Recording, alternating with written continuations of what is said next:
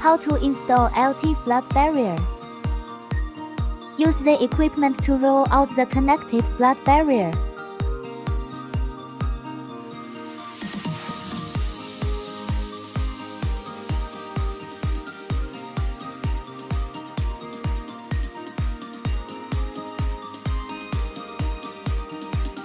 When in use, step on it to fix it.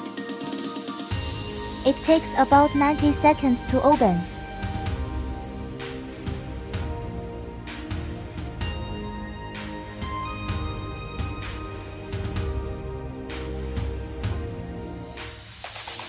In the same way, use your foot to move the connection button when folded.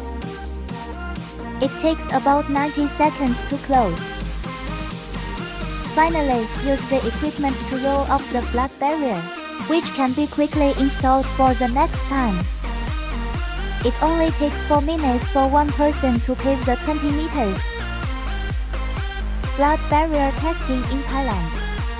The Thai Minister of Defense personally visited the test site of LT flood barrier. The test site water pipe discharge capacity is 200 cubic meters per minute, and the total water retaining height of the test is 1.2 meters, suitable for use in severe floods and natural disasters.